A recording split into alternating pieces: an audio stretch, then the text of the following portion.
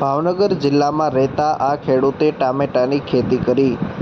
ભાવનગર જિલ્લા સહિત સમગ્ર સૌરાષ્ટ્ર તેમજ ગુજરાત રાજ્યમાં ખેડૂતો હવે પોતાની પરંપરાગત ખેતી છોડી અવનવા પાકોનું વાવેતર કરવા લાગ્યા છે.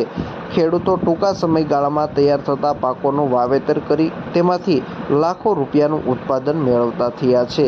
ખાસ કરીને છેલ્લા ઘણા સમયથી જોઈએ તો ખેડૂતો અલગ અલગ શાકભાજીઓનું વાવેતર કરી તેમાં અલગ અલગ પદ્ધતિઓ અપનાવી ખેતીને વધુ નફાકારક બનાવી રહ્યા છે. મારું નામ ગોહિલ ભાવુભા મુળુભા, ગામ જુનાપદર, તાલુકો જેસર, જિલ્લો ભાવનગર. હવે આ ટમેટીનું વાવેતર મેં 1.5 વીઘામાં કરેલું છે. 2 વેરાયટી છે, સિજન્ટાનું સાહુ ને ઇન્ડુસનું ગિરનાર. વાવેતર કરવાનું છેલ્લા હું 10 વર્ષથી ખેતી કરું છું ને 3 વર્ષથી ટમેટીની ખેતી કરું છું.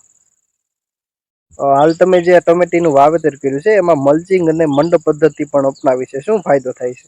મલ્ચિંગથી નિંદામણ ખર્ચ ઘટે છે, પ્લસમાં ભેજ જળવાઈ રહી છે અને રોગ જીવાત સામે ઘણું રક્ષણ મળે. તમે આની માવજત કેવી રીતે રાખો છો? માવજત તો પેલા સારી રીતે ખેડીને પાયામાં છાણિયું ખાતર નાખીને સાગરિકા ગોલ્ડ, ડીએપી એવું પાયામાં નાખીને બેડ બનાવેલા, પછી ડ્રીપ ને મલ્ચિંગ કરેલું, પછી ધરું ઉછેર કરીને ફેર રોપણી કરેલી.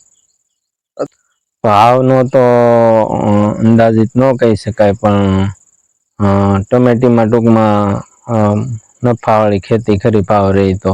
ને સાવરકુંડલા આપણે છે મવા, પાલીતાણામાં વેચાણ કરીએ. 1 વીઘામાંથી અંદાજિત કેટલું ઉત્પાદન મેળવતા હશો? વીઘે 50-60 હજાર સમથિંગ ખરું.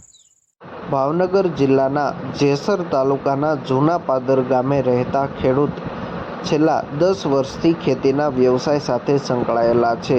પોતે 3 વર્ષથી ટામેટાની ખેતી કરી રહ્યા છે. તેમાં તેઓને સારું એવું ઉત્પાદન મળતું હોવાના કારણે દર વર્ષે તેઓ વાવેતર કરતા હોય છે. આ વર્ષે પણ આ ખેડૂતે 1.5 વીઘામાં ટામેટીનું વાવેતર કર્યું છે.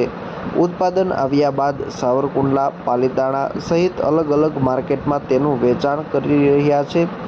1 વીઘામાંથી પોતે 60,000 રૂપિયાની આસપાસ ઉત્પાદન પણ મેળવી રહ્યા છે. ખેડૂતે આ વર્ષે 1.5 વીઘામાં ટામેટીની ખેતી કરી છે, જેમાં ખાસ કરીને તેઓએ મલ્ચિંગ અને મંડપ પદ્ધતિ અપનાવી છે. જેમાં મલ્ચિંગ કરવાથી નિંદામણ ખર્ચ ઘટે છે, જમીનમાં ભેજ જળવાઈ રહે છે. આ ઉપરાંત મંડપ પદ્ધતિ અપનાવવાથી ટામેટા જમીનથી ઊંચા રહેતા હોવાના કારણે રોગ જીવાત ઓછી આવે છે.